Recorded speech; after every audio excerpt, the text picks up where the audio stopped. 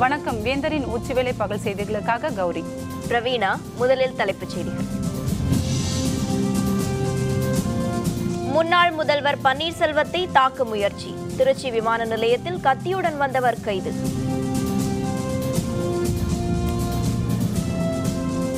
குடியரசு துணைத் தலைவராக 11ஆம் தேதி பதவியேற்கிறார். பதவியின் கண்ணியத்தை காப்பேன் என வெங்கையா நாயுடு உறுதி.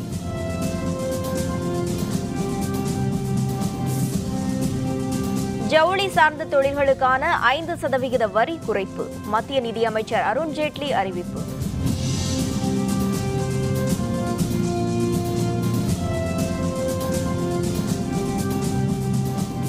கடலோர மாவட்டங்களில் கனமழைக்கு வாய்ப்பு. சென்னை வானிலை ஆய்வு மையம் தகவல்.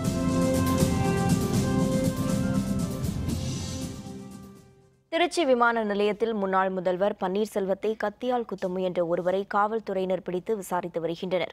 சென்னையிலிருந்து இன்று காலை திருச்சிக்கு முன்னாள் முதல்வர் பன்னீர்செல்வம் விமானத்தில் சென்றார்.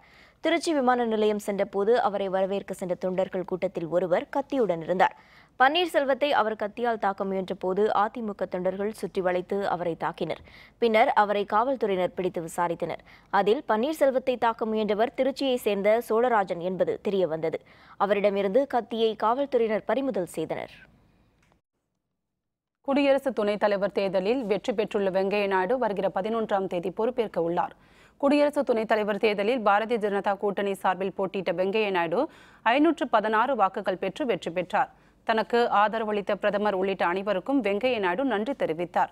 சாதாரண விவசாய குடும்பத்தில் பிறந்த தனக்கு இத்தகைய உயரிய பதவி கிடைக்க செய்த அனைவருக்கும் அவர் தமது ட்விட்டர் பக்கத்தில் நன்றி தெரிவித்துள்ளார். செய்தியாளர்களுடன் பேசிய அவர் பதவியின் கண்ணியத்தை காப்பேன் என்றும் குடியரசுத் தலைவரின் கரத்தை வலுப்படுத்துவேன் என்றும் வெங்கையா நாயுடு கூறினார். குடியரசு துணைத் தலைவர் தேர்தலில் வெற்றி பெற்ற வெங்கையா நாயுடுவுக்கு தமிழக ஆளுநர் வித்யாசாகர் ராவ் வாழ்த்து தெரிவித்துள்ளார். விவசாய குடும்பத்தில் பிறந்து நாட்டின் உயர் பதவிக்கு தேர்வானவர் என அவர் தனது வாழ்த்தில் தெரிவித்துள்ளார். முதல்வர் பழனிசாமி வெங்கையா நாயுடுவுக்கு தமது மனமார்ந்த வாழ்த்துக்களை தெரிவித்துள்ளார். முன்னாள் முதல்வர் பன்னீர்செல்வம், திமுக செயல் தலைவர் மு.க.ஸ்டாலின் உள்ளிட்டோர் வாழ்த்து தெரிவித்துள்ளனர். ஸ்டாலின் தன்னுடைய வாழ்த்து செய்தியில் நாடாளுமன்ற நடவடிக்கைகளில் பழுத்த அனுபவம் கொண்ட வெங்கையா நாயுடு மாநிலங்களவையில் சிறப்பாக பணியாற்றுவார் என குறிப்பிட்டுள்ளார். குடியரசு துணைத் தலைவர் தேர்தலில் வெற்றி பெற்றுள்ள வெங்கையா நாயுடுவுக்கு இந்திய ஜனநாயக கட்சியின் நிறுவனர் தலைவரான டாக்டர் பாரிவேந்தர் வாழ்த்து தெரிவித்துள்ளார். இது பற்றி அறிக்கை ஒன்றை டாக்டர் பாரிவேந்தர் வெளியிட்டுள்ளார். குடியரசு துணைத் தலைவர் பதவிக்கு தேசிய ஜனநாயக கூட்டணியின் சார்பில் போட்டியிட்ட வெங்கையா நாயுடு வெற்றி பெற்றார் என்ற செய்தி அறிந்து மிகவும் மகிழ்ச்சி அடைந்ததாக தெரிவித்துள்ள டாக்டர் பாரிவேந்தர், வெங்கையா நாயுடு தனது இளமை காலம் தொட்டு இந்தியாவின் மீது மாறாத பற்றும் அதன் பன்முக ஒருங்கிணைப்பில் சமரசம் இல்லாத உறுதியும் கொண்டவராக திகழ்பவர் என்று குறிப்பிட்டுள்ளார். நாட்டின் ஜனநாயகத்திற்கு மிக பெரிய சவாலாக இருந்த நெருக்கடி நிலை காலத்திலும் அதை எதிர்த்து வலுவாக போராடியவர் என்றும் சட்டப்பேரவை உறுப்பினர், மக்களவை உறுப்பினர், மத்திய அமைச்சர் என பல்வேறு பொறுப்புகளை வகித்து திறம்பட செயலாற்றியவர் என்றும் வெங்கையா நாயுடுவை பாராட்டியுள்ள டாக்டர் பாரிவேந்தர், முன்னாள் பிரதமர் வாஜ்பாயிடம் பெருமதிப்பு கொண்டவராக விளங்கிய வெங்கையா நாயுடு பாரதிய ஜனதா கட்சியின் தேசிய தலைவராக 2 முறை தேர்வாகி கட்சியின் வளர்ச்சிக்கு சிறப்பாக பணியாற்றியவர் என்று குறிப்பிட்டுள்ளார். 2014ஆம் ஆண்டு மக்களவைத் தேர்தலில் பாரதிய ஜனதா கட்சி தலைமையிலான தேசிய ஜனநாயக கூட்டணி வெற்றி பெற நரேந்திர மோடியுடன் இணைந்து நாடு முழுவதும் பிரச்சாரம் மேற்கொண்டவர் வெங்கையா நாயுடு என்று கூறியுள்ள டாக்டர் பாரிவேந்தர், மிகச்சிறந்த பேச்சாளராகவும் பன்மொழி வித்தகராகவும் அரசியல் பண்பாட்டில் உயர்ந்த மனிதராகவும் சிறந்த தலைவராகவும் விளங்குபவர் வெங்கையா நாயுடு என்றும் தெரிவித்துள்ளார். குடியரசு துணைத் தலைவர் தேர்ந்தெடுக்கப்பட்டுள்ள வெங்கையா நாயுடு தான் வகிக்கும் பதவிக்கு மேலும் சிறப்பு கூட்டி மக்களின் எதிர்பார்ப்பிற்கேற்ப சிறப்பாக செயல்படுவார் என்று குறிப்பிட்டு இந்திய ஜனநாயக கட்சியின் சார்பில் தமது வாழ்த்துக்களை தெரிவித்துக் கொள்வதாக டாக்டர் பாரிவேந்தர் குறிப்பிட்டுள்ளார். வெங்கையா நாயுடுவுக்கு மத்திய அமைச்சர் பொன் ராதாகிருஷ்ணன், தமிழக பாரதிய ஜனதா தலைவர் தமிழிசை சவுந்தரராஜன், நடிகர் ரஜினிகாந்த், தேமுதிக தலைவர் விஜயகாந்த் ஆகியோரும் வாழ்த்து தெரிவித்துள்ளனர். இதேபோல் ஆந்திர மாநில முதல்வர் சந்திரபாபு நாயுடு, மேற்கு வங்க முதல்வர் மமதா பானர்ஜி ஆகியோரும் வெங்கையா நாயுடுவுக்கு வாழ்த்து தெரிவித்தனர்.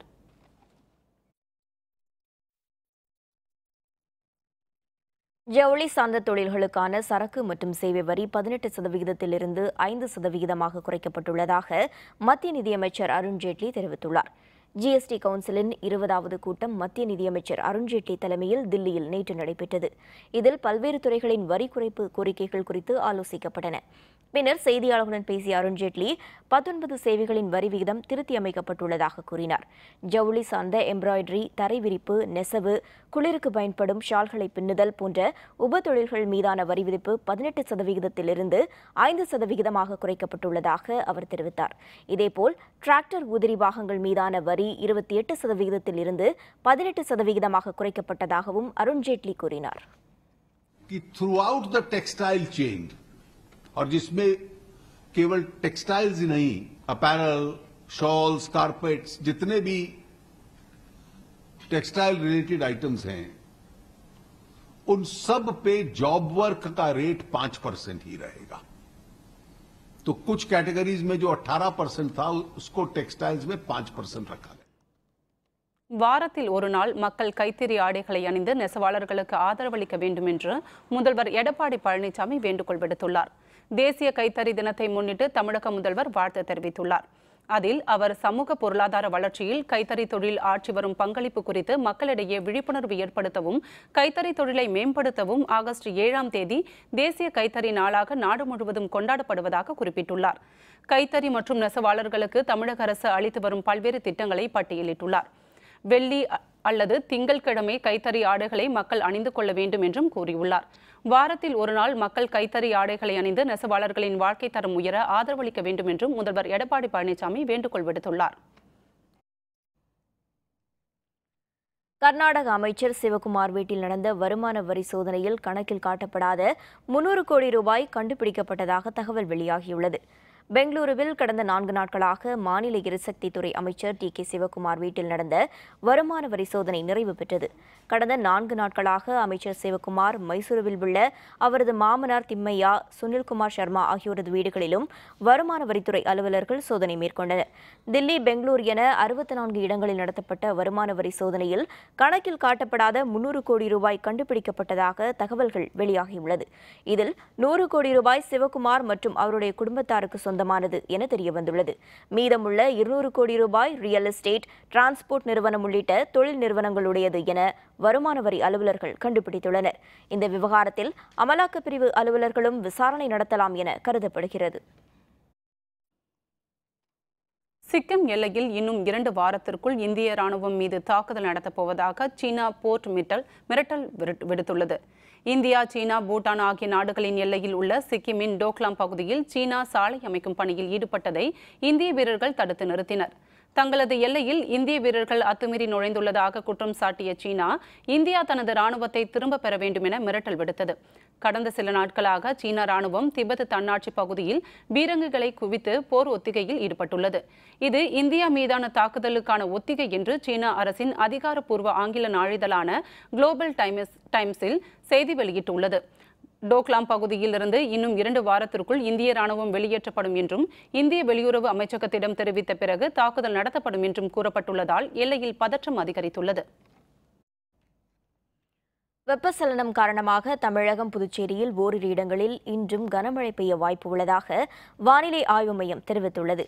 குறைந்த காற்றழுத்த தாழ்வு நிலை மற்றும் வெப்பச்சலனம் காரணமாக தமிழகம் மற்றும் புதுச்சேரியில் கனமழை பெய்ய வாய்ப்பு உள்ளதாக வானிலை ஆய்வு மையம் அறிவித்திருந்தது.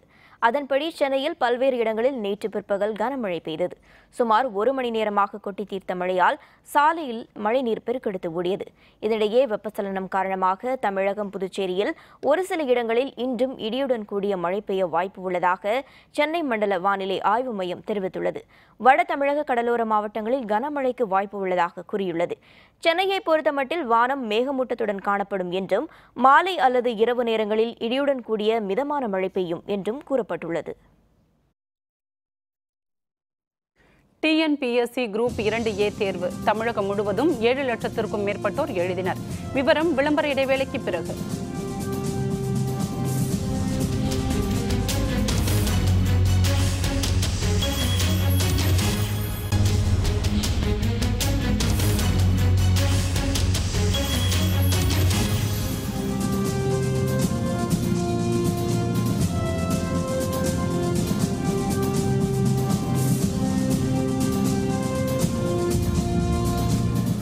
செய்திகள் தொடர்கின்றன.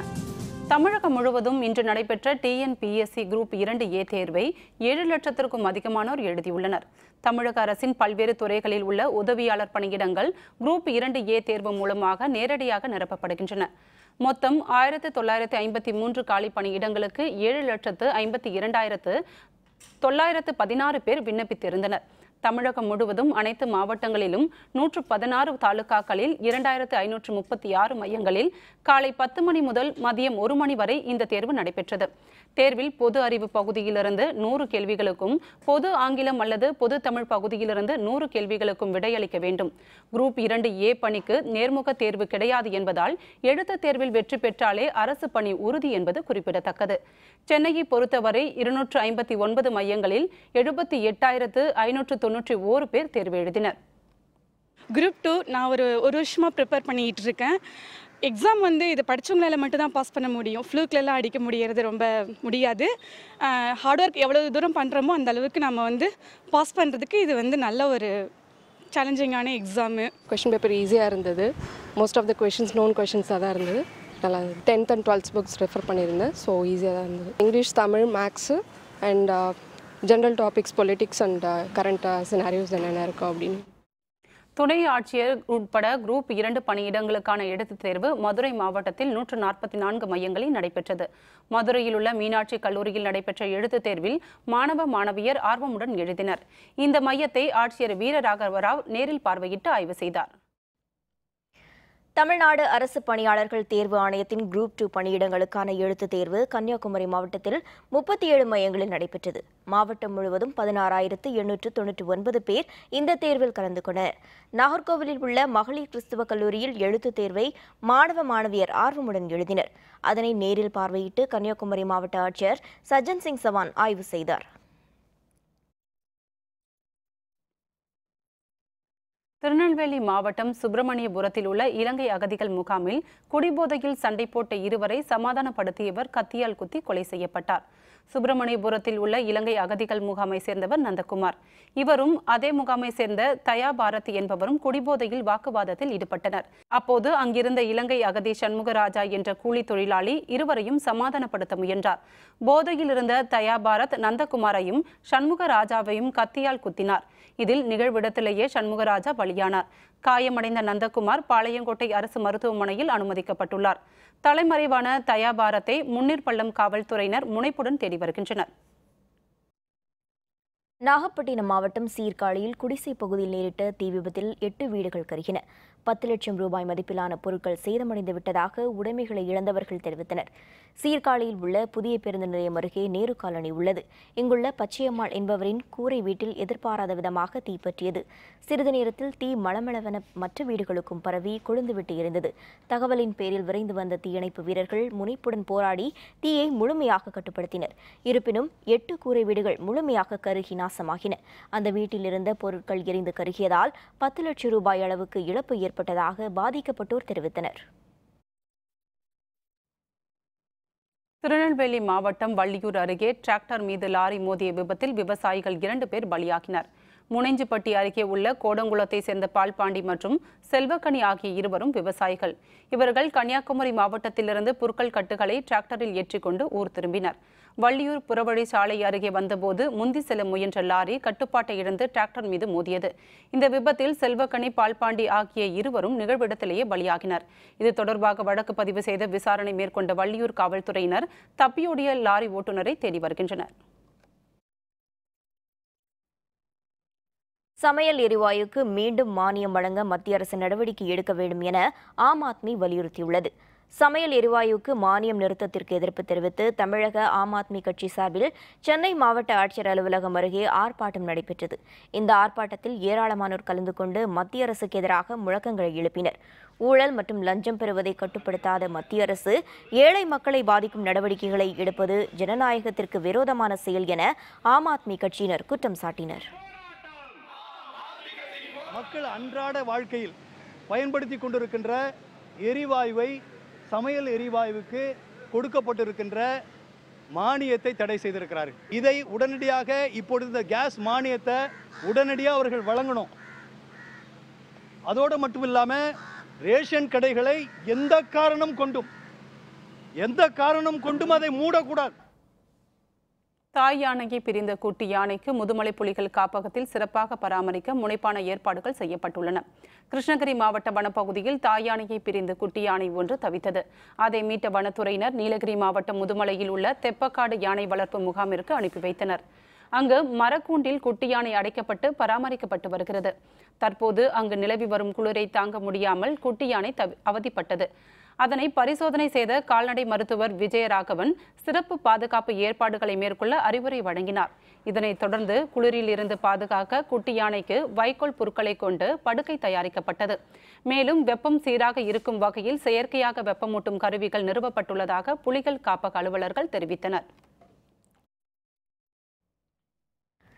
திருநெல்வேலி மாவட்டம் பாளையங்கோட்டையில் போதை ஒழிப்பு விழிப்புணர்வு பேரணியில் மாணவ மாணவியர் ஆர்வமுடன் பங்கேற்றனர். அனைத்திந்திய ஜனநாயக மாதர் சங்கம் சார்பில் பாளையங்கோட்டையில் மாரத்தான் ஓட்டம் நடைபெற்றது. போதை ஒழிப்பு மற்றும் பாலின சமத்துவத்தை வலியுறுத்தி நடைபெற்ற இந்த விழிப்புணர்வு ஓட்டத்தில் பள்ளி மற்றும் கல்லூரி மாணவ மாணவியர் ஏராளமானோர் உற்சாகத்துடன் கலந்து கொண்டனர். வஉசி திடலில் தொடங்கிய இந்த மாரத்தான் ஓட்டம் சுமார் 4 கிலோமீட்டர் தொலைவுள்ள அரசு மருத்துவக் கல்லூரி வளாகத்தை சென்றடைந்தது. இதில் பங்கேற்ற மாணவ மாணவியர் போதை பழக்கத்திலிருந்து விடுபடுவது தொடர்பான முழக்கங்களை எழுப்பி வழியெங்கும் உள்ள மக்களிடம் விழிப்புணர்வு பிரச்சாரத்தில் ஈடுபட்டனர். 70வது சுதந்திர தின விழாவை முன்னிட்டு இந்த மாரத்தான் நடக்குது அப்படின்றப்போ எங்களுக்கு ரொம்ப பெருமையா இருக்கு. இனிமேல் வர்ற இந்தியா இந்த போதை விழிப்புணர்வோட யாரும் போதைக்கு அடிபடாம எந்த ஆண் பெண் வேற்றுமை இல்லாம எல்லாரும் சமம் அப்படின்ற ஒரு இந்தியாவை, வல்லரசு இந்தியாவா நாங்கள் இளைஞர்கள் எல்லாரும் கொண்டு வருவோம் அப்படின்ற நம்பிக்கையில தான் நாங்கள் இந்த மாரத்தான் ஓடி முடிச்சிருக்கோம். இதுல கலந்துக்கிட்டது எங்களுக்கு ரொம்ப பெருமையா இருக்கு. திருநெல்வேலி மாவட்டம் குற்றாலத்தில் உள்ள அனைத்து அருவிகளிலும் தண்ணீர் வரத்து அதிகரித்துள்ளதால் சுற்றுலா பயணிகளின் வருகை அதிகரித்துள்ளது. குற்றாலத்தில் நடப்பாண்டில் அருவிகளில் தண்ணீர் வரத்து குறைந்ததால் சாரல் பருவம் கடையிருந்தது. அதற்கு மாறாக கடந்த சில நாட்களாக அனைத்து அருவிகளிலும் தண்ணீர் வரத்து அதிகரிக்க தொடங்கியது. இதனால் சுற்றுலா பயணிகளின் எண்ணிக்கை நாளுக்கு நாள் அதிகரித்து வருகிறது. விடுமுறை நாளான இன்று அருவிகளில் மக்கள் உற்சாகத்துடன் நீராடி வருகின்றனர். குளுமையான காற்றும் வீசி வருவதால் அனைத்து தரப்பினரும் மகிழ்ச்சி அடைந்தனர். இங்கு சுகாதாரத்தை மேம்படுத்தும் நடவடிக்கைகள் முறையாக மேற்கொள்ளப்படவில்லை என்று வெளியூர் மக்கள் புகார் தெரிவித்தனர். சுற்றுச்சூழலுக்கு பாதிப்பை ஏற்படுத்தும் பிளாஸ்டிக் உள்ளிட்ட பொருட்களின் பயன்பாட்டை தடுக்க உடனடியாக நடவடிக்கை எடுக்க வேண்டும் எனவும் அவர்கள் வலியுறுத்தினர்.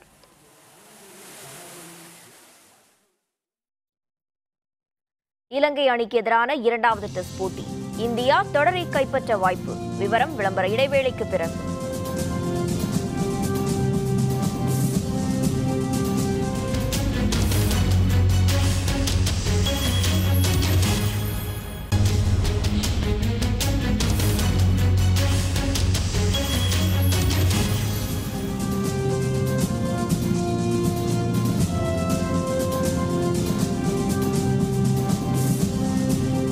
செய்திகள் தொடர்கின்றன. இனி அயலக செய்திகள்.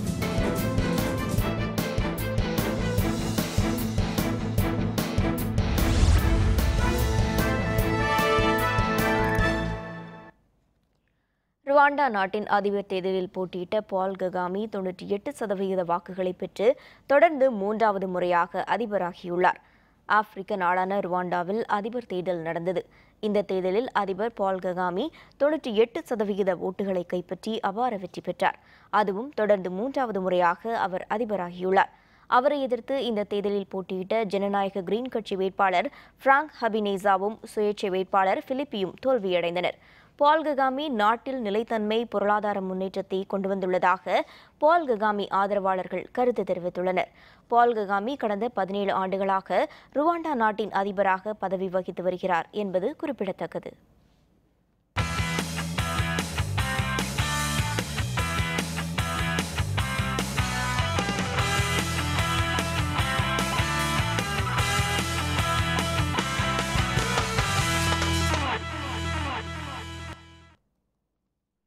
இந்திய அணிக்கு எதிரான 2வது டெஸ்ட் கிரிக்கெட் போட்டியில் ரன் குவிக்க முடியாமல் இலங்கை அணி திணறி வருகிறது. இதனால் இந்த போட்டியிலும் இந்தியா எளிதாக வெற்றி பெறும் நிலை உருவாகியுள்ளது. கொழும்பில் நடைபெற்று வரும் இந்த போட்டியில் முதல் இன்னிங்ஸில் இந்திய அணி 9 விக்கெட் இழப்பிற்கு 622 எடுத்திருந்த நிலையில் டிக்ளேர் செய்தது. இதனையடுத்து முதல் இன்னிங்ஸை நேற்று முன்னாள் இலங்கை அணி தொடங்கியது. 2ஆம் நாளான தொடர்ந்து விளையாடிய இலங்கை அணி அனைத்து விக்கெட்களையும் இழந்து 183 ரன்கள் மட்டுமே எடுத்திருந்தது. இதன் மூலம் இந்திய அணி 439 ரன்கள் முன்னிலை பெற்று வலுவான நிலையில் பெற்றது. ஃபாலோ ஆன இலங்கை அணி நேற்று இரண்டாவது இன்னிங்ஸை தொடர்ந்து நேற்றைய ஆட்ட நேர முடிவில் 2 விக்கெட் இழப்பிற்கு 209 ரன்களை மட்டுமே இலங்கை எடுத்துள்ளது. மீண்டும் இன்று காலை ஆட்டத்தை தொடர்ந்த இலங்கை சற்று முன் வரை 106வது ஓவர் முடிவில் 8 விக்கெட் இழப்பிற்கு 344 ரன்களை எடுத்துள்ளது. இந்தியாவை விட 95 ரன்கள் பின்தங்கியுள்ளதால் இரண்டாவது டெஸ்டிலும் இந்தியாவின் வெற்றி வாய்ப்பு பிரகாசமாக உள்ளதாக கிரிக்கெட் ஆர்வலர்கள் கருதுகின்றனர். Once again between the two fielders. Oh, there it is. One more. Beautifully done. இனி சினி ட்வீட் செய்திகள்.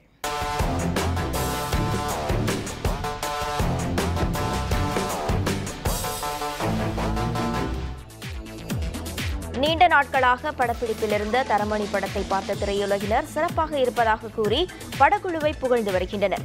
படத்தில் ஆண்ட்ரியாவின் கதாபாத்திரம் தமிழ் சினிமாவில் சொல்லப்பட்ட முக்கிய பெண் கதாபாத்திரங்களின் வரிசையில் ஒன்றாக அமையும் என்கின்றனர். அவள் அப்படித்தான் படத்தில் ஸ்ரீபிரியாவின் கேரக்டர் எவ்வாறு சிறப்பான பெயரை பெற்றுத் தந்ததோ அதேபோல ஆண்ட்ரியாவிற்கு நல்ல நடிகை என்ற பெயரை பெற்றுத்தரும் என்கிறார்கள் படத்தை பார்த்தவர்கள். தரமணி திரைப்பட வெளியீட்டிற்காக காத்திருக்கும் ஆண்ட்ரியா கையில் உள்ள ஓரிரு படங்களை தவிர வேறு படங்களில் நடிக்க ஒப்புக்கொள்ளவில்லை என தகவல் வெளியாகியுள்ளது. சேவை வரி செலுத்தாத பாலிவுட் நடிகர்கள் சல்மான் கான், அஜய் தேவ்கன், ரன்பீர் கபூர், ரிதேஷ் தேஷ்முக், அர்ஜுன் ரான்பால் ஆகியோரிடம் விளக்கம் அளிக்க கோரி மத்திய கணக்கை தணிக்கை வாரிய அலுவலர்கள் நோட்டீஸ் அனுப்பியுள்ளனர். நடிகர்கள், பட தயாரிப்பாளர்கள் இடையே போடப்படும் ஒப்பந்தம் மற்றும் உள்நாடு மற்றும் வெளிநாடுகளில் நடந்த படப்பிடிப்புகள் தொடர்பாக மத்திய அரசுக்கு செலுத்த வேண்டிய சேவை வரி செலுத்தாததால் நோட்டீஸ் அனுப்பியதாக தெரியவந்துள்ளது. வரி ஏய்ப்பில் ஈடுபடுவோர் மீது சட்டப்படி நடவடிக்கை எடுக்கப் போவதாக மத்திய கணக்கு தணிக்கை வாரியம் தெரிவித்துள்ளது.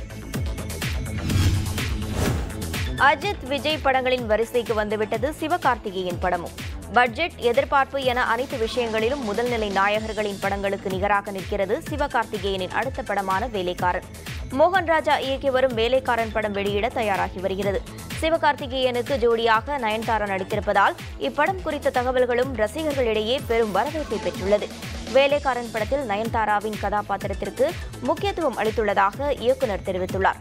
நயன்தாரா தனது கதாபாத்திரத்தை முழுமையாக உணர்ந்து சிறப்பாக நடித்துள்ளதாகவும் அவர் கூறியுள்ளார். சென்னை பெயர் கொண்ட திரைப்படத்தில் அறிமுகமான வட மாநில நடிகை புதிய தமிழ் பட வாய்ப்புகளுக்காக கவர்ச்சியில் இறங்க திட்டமிட்டுள்ளார்.